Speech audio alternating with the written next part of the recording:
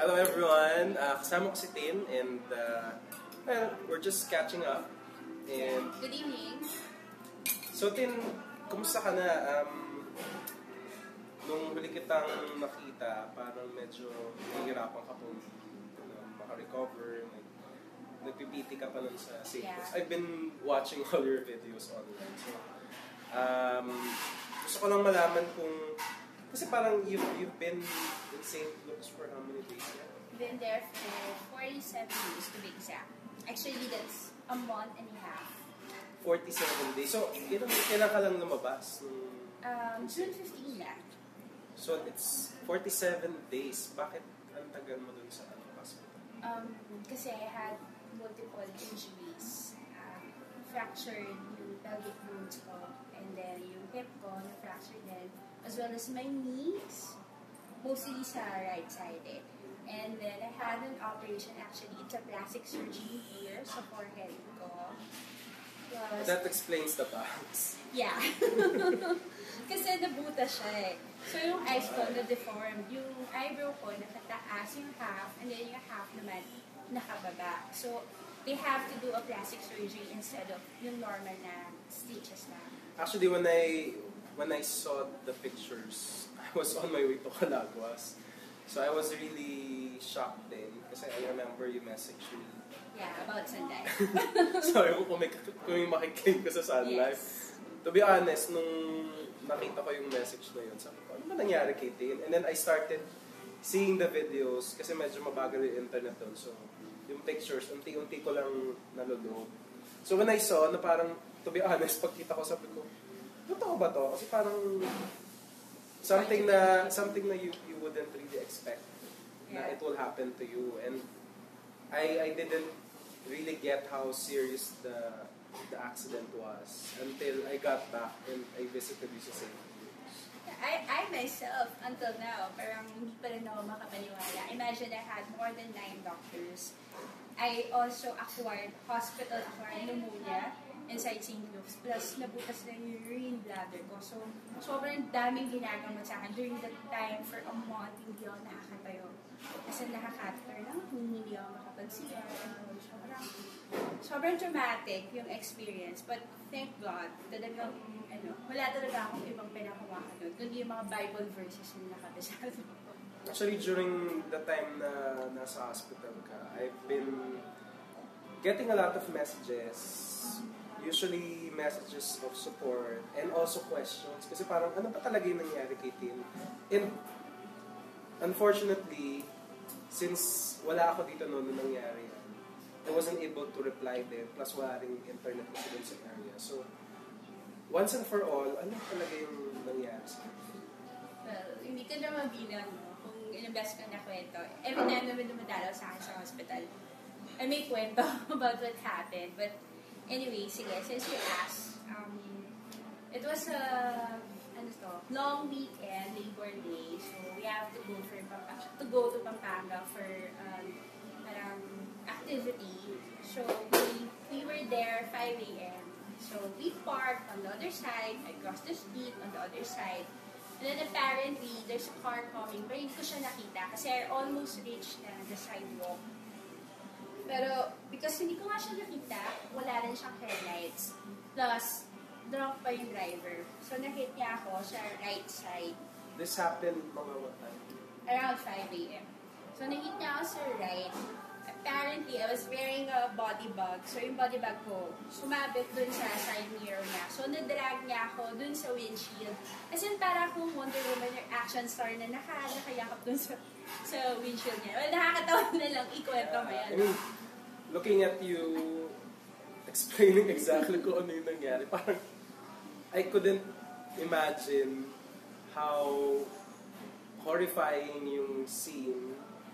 Just imagining myself parang and looking at you, for example, if I was there with you, parang nakaganon ka dun sa harap ng kotse and then you had parang yeah, hindi pa siya natapos dun. So, he's still driving and he was so fast.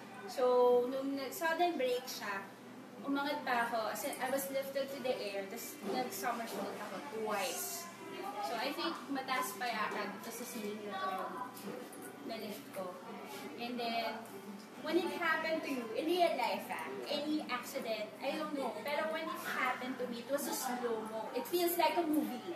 Na sobrang every seconds counts. As in, every second counts talaga. So, As in, while you were up on the air, sabi mo nga parang slow-mo, yeah. ano yung iniisip mo nung time mo? Nung nasa taas ako, sabi ko, nakadesisyon, Lord. Sabi ko na, ina-assume ko na, alam ko na mamamatay ako. Pero dahil nga slow-mo siya, so before ako bumagsak, sabi ko na, Lord, wait lang. Gusto ko makita yung anak ko, siya kay mama naging ako. So, pagbagsak ko, then should be, sabi, slow-mo siya, pero wala ka na may mapapala, babagsakan din talaga. Mama ngayon yung buong ride ko. Good thing, nakaside ako bumagsak. Hindi head, hindi spine. So, it was like, someone saved you. So, I believe in miracles now. Although it's hard to believe, pero totoo siya. Kasi, pagkabagsak ko after 3 seconds, nakatayo agad ako. So, during the whole ordeal, sino may mga kasama mo nitong time mo? My team. We were like 15. 15 of your agents? Yes. So, anong ginawa nila during the whole thing na nangyayari? You were actually, parang lahat sila natulala. Tingin ko parang nanonood lang sila ng movie, natulala sila. Tapos sobrang later actions. Nung pagpagsak ko, nakatayo pa ako. So, the moment na bumagsak ka, you were able to still stand yes, up? Yes, after 3 seconds. And then naglakad pa ako, pupunta sa sidewalk. Pero it was supernatural. As in talagang may nagpayo sa'yo. You don't see it, but you feel it. Na, feel ko na may nagpayo sa akin, may nagdala sa akin sa sidewalk. So, lahat ng mga kasama ko, natulala lang sila. After the incident, yung iba, tumawag ng ambulance. Well, yung iba, hinabol yung nagda-drive, yung nakabangga sa akin. And yung iba naman, yung police. So you were able to at least go to a safer place? Yes. On your own? Yes. And then, gaano katagal ka dun sa sidewalk ba? Yes. Gaano katagal ka dun sa sidewalk? Maghihintay ng help? If you see it in yung eyes mo, you think na ako lang. Pero I feel na meron talaga akong kasama nagdala sa akin sa safe place. Anyways, I was there for 30 to 45 minutes. 30 to 45 minutes. So, wow. So, 30 to 45 minutes, everything is happening so fast. Everything is happening so slow. So slow for yes. you. So, like 30 to 45 minutes feels like forever. Kasi I was in pain. Nung finally nakahiga na ako, the only thing na lumumove ko lang sa katawan ko is my hands. And then, were you scared? Kasi, sabi mo nga, the only thing you can move were your hands. Ano yung mga naiisip mo nung nandun ka? You were helpless, you were on the floor. Yeah, but actually one of the strongest women na makikilala mo in your lifetime. Kasi I wasn't scared.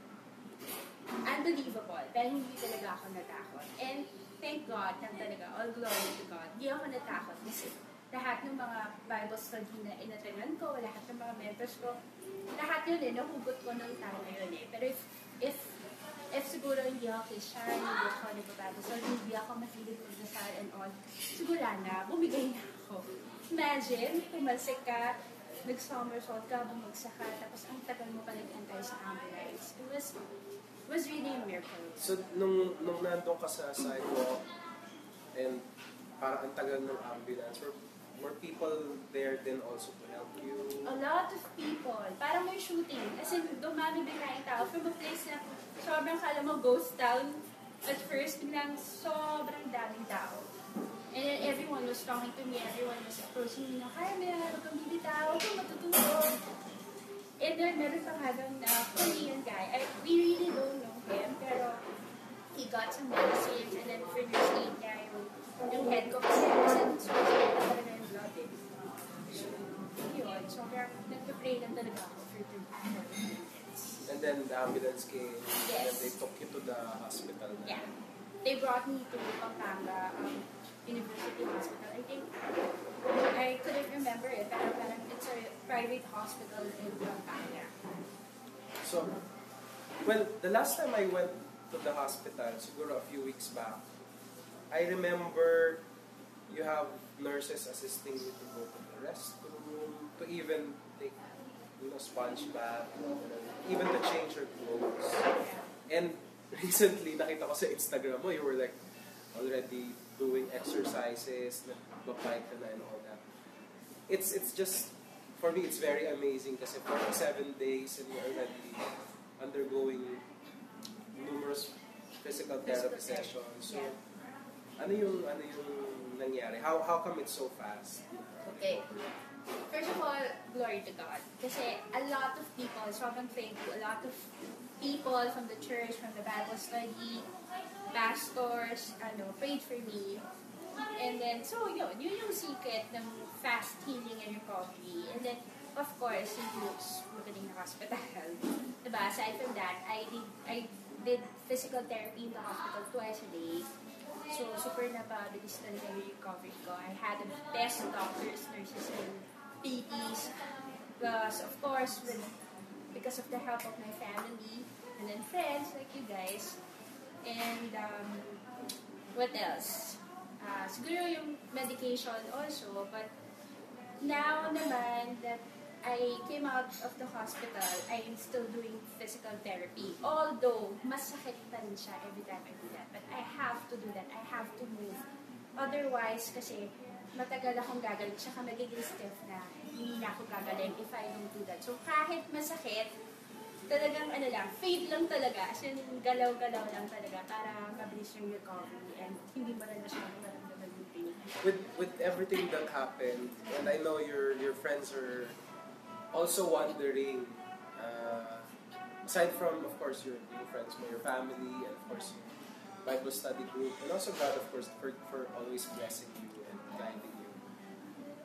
Meron ka bang natutunan or something that you were able to pick up from all of this parang negativities and everything that happened to you because of this accident? Ano yung parang saving glory mo dyan na parang masasabi mo na it really has a purpose or it really had to happen? So parang, di ba, everything happens for a reason, sabi niya. Yeah. So, ano yung realization mo after all of these things? That's a good question. Actually, yun din yung tanong ko eh. When I was in the hospital, usually kapag hindi ka nakakatayo or nakakalakad or even makaupo mo lang sa bed mo, lahat, bed bath, oof mo, lahat sa magiging bitter ka eh. As in, maasar ka, magagalit ka, mainis ka sa sarili mo, as in talagang ka, sa mga tao, magiging masumit ka, even sa nurses mo. Pero, thank God, ang dami kong realization. Instead of running, dalawa lang yan eh, running away from God or running to God. And I chose to run to God. So it was a test of faith and character for me. So mas lalong ako naging patient. And I guess your... Lalo ako naging patient. And I guess your relationship with God is stronger now then. Yes, because of what happened. And instead of blaming him, kasi marami, di ba, sa atin, because of ang konti or whatever, may tendency talaga sa moment to blame God. But for me, I was praising God the whole time, even nung right after ng accident. I was blessing the name of the Lord. Kasi sobrang thankful ako na bukay ako, di ba? Pwede naman mamatay agad din. With that, sobrang pwede ka na talagang mamatay. So, masasabi ko lang, God is still in the business of miracle. Miracles still happens, even today, even nowadays. In our modern day, kahit millennials na. And wala talagang ibang makakasave sa'yo kundi yung faith mo kay God. So before we end this interview, I just want to ask you, Tin, if you have people that you want to thank, people you want to mention, because syempre this is such an experience, and I know from the day that you were brought to the hospital, you were taken out of that scene, dinala ka sa hospital, and people visited you, your nurses, your doctors. They've been a great help sa rehabilitation mo and all that. Would you like to thank them and mention them at least? Ngayon ma-acknowledge mo rin sila. First of all, thank God. All glory to God. Praise the Lord. And thank you, Ayan. friendship. We've been friends for such a long time. When I was inside the hospital, I realized that I value friendship. I value time. I learned to value people. Especially yung mga matatagal mo na kaibigan, your family, your friends, your co-workers. So, naisip ko, lahat ng mga moments na pwede mong damayan ng friend mo, dapat nandun ka. Especially, yun nga, pag may hospital, kapag may namatayan, pag may birthday, pag may super important occasions, rather than doing nonsense na labas-labas na, meeting and all. Anyways, thank you to all of you for supporting me, especially for praying for me. Thanks to my mom, sa pag-aalaga niya sa akin, thank you sa dad ko, and sa family ko, sa kid ko. Thank you kay Carlo. Thank you especially sa Fishgate family ko. Sa Monday, bago sa group ko, Social Bless, kay Tatay Camillo, kay Apostle Camillo, sa Victory Church, and sa mga mentors ko, kay Eric, kay Leandro, kay Maria, kay Paula, siya today, kasi sila, they were there nung nabangga ko. We were praying, and we were singing songs, worship songs.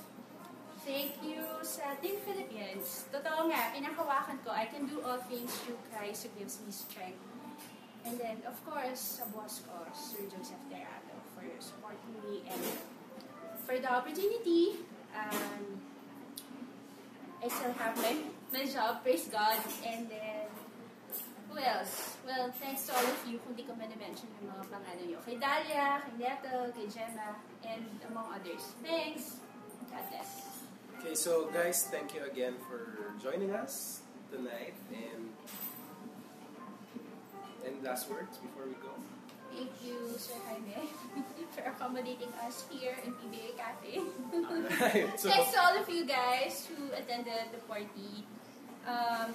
God bless all of you. I'll pray for you and your families, and remember to keep the faith and always run to God whatever happens. Alright, with that, thank you so much, Tin. And Thanks, again, Ed. bye guys.